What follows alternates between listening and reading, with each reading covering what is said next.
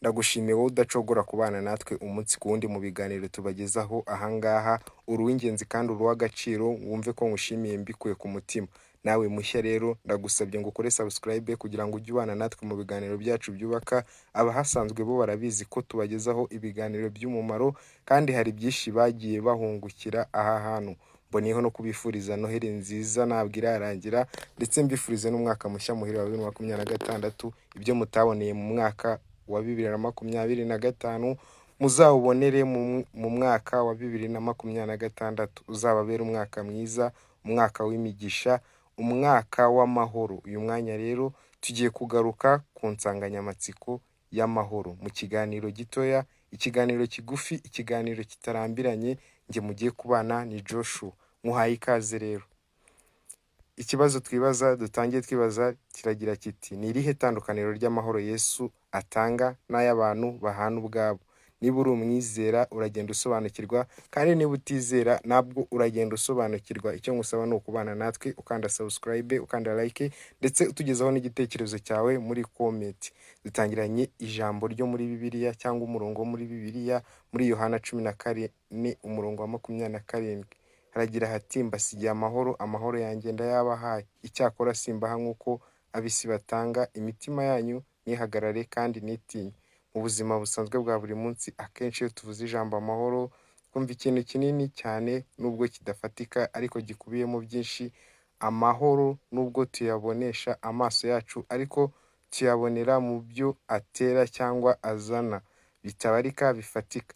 Amahoro adahari ni byinshi bidashobora gukorwa. Nubwo ariko aya mahoro tuvuga duhana cyangwa kenshi twifurizanya, iyo abuze bishobora gutuma hari byinshi tutageraho, haba mu gihugu, mu ngo z'abashakanye n'ahandi. Aya mahoro hari igihe kigera ntaba gifite imbaraga zo gukora nk'uko tubiyaziho bitewe n'ikintu runaka. Urugero, umuntu ashobora kuba ari umutunzi ukomeye mu by'ukuri, ubona mu buryo bugaragara nta kintu abuze, ariko agahorana umutima uhagaze, ibitotsi reka da, ugasanga aheruka gusinzira kera cyane, wenda rimwe na rimwe bitewe n'uko aba ahora yikanga abajura n'abagizi ba nabi.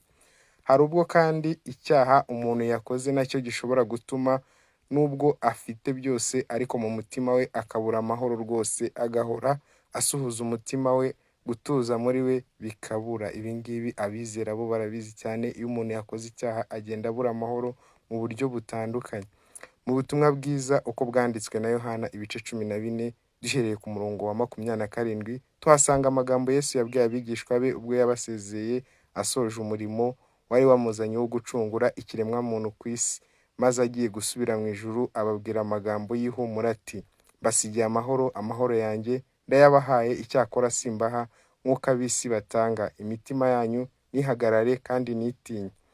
Nk'uko tubibonye muri aya magambo Yesu yabwiye abigishwa be, we ubwe yemeza ko amahoro atanga atandukanye n'ay'ab'isi batanga.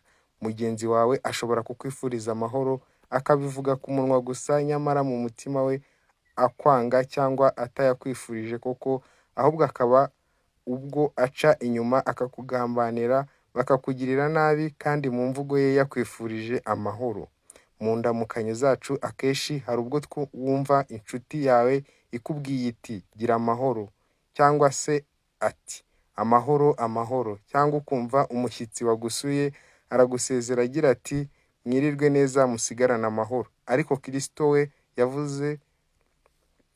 Kristo Yesu we amahoro avuga si nk'aya mahoro uheshwa no kuba ubona ufite imiryango ikomeye, cyangwa amahoro uheshwa no kubona ntacyo ubuze mu mibereho y'ubuzima bwawe, ahubwo amahoro avugaho hano ni amahoro yo mu mutima. Aya mahoro Yesu avuga ni amahoro adasanzwe, kuko nta giciro runaka agira ngo umuntu ayabone, nta soko rizwi agurirwaho. Aya mahoro atandukanye n'ayacu abantu duhana cyangwa twifurizanya. Aya ni amahoro ugira ukumva umeze neza nyamara waba uraye. Aya ni amahoro ugira nyamara mu by'ukuri ibibazo bikumereye nabi. Aya ni amahoro ushobora kugira mu mutima wawe nyamara intambara n'ibibazo ufite mu buzima bwawe bitabarika. Aya mahoro Yesu atanga ni amahoro tubona iyo twemeye kwihana ibyaha byacu, hanyuma tukamwizera tukamukurikira. ni amahoro aturuka ku kuba tumwizera ko ashobora byose kandi ibiba ku muntu nta na kimwe kimutungura. Uku kumwizera gutya nibyo bituma wumva imbaraga zituma urenza amaso ibyo ubona uwo mwanya bigukikije bikugoye, ahubwo ukareba imbere, bigatuma wumva muri wowe wuzuye amahoro n'umunezero udasanzwe, ukumva wiyakiriye rwose nubwo utorohewe n'ibikugoye, ukumva kwihangana muri wowe kuraje, ukumva yuko ubwo bimeze bityo ariko bifite iherezo. Hari ubwo uzumva umuntu akubwiye cyane cyane mu rusengero, muri kiliziya cyangwa mu iteraniro runaka, ukumva umuntu ati amahoro y'Imana abe muri mwe. Aya mahoro Imana itanga akubiyemo ibintu byinshi bitagira ingano kandi bikomeye bituma tubaho neza kubwo kuyizera n'inyabushobozi, tukumva uko turi kose tunyuzwe nabyo kubwo kwizera yuko ihari kandi iri maso ku bwacu. Bakundwa bene data, mbifurije amahoro y'Imana abe muri mwe ibihe byose. Niba hari icyo wifuza cyangwa hari igitekerezo ushaka kutugezaho, ubidusangize muri comment. Ndagushimiye wabanye natwe kuva dutangiye iki kiganiro kigufi kitari kirambiranye rwose nk'uko nari nabibabwiye. Ndagushimiye byimazeyo kandi ngusabiye amahoro Imana itanga azabane nawe mu mwaka wa 2026. Niba uri mushya mwibutse gukora subscribe, niba usanzwe aha hantu ukande like, wibuke gusangiza igitekerezo cyawe muri comment. Njye mwabanye ni Joshua, duhurire mu biganiro byacu bitambuka.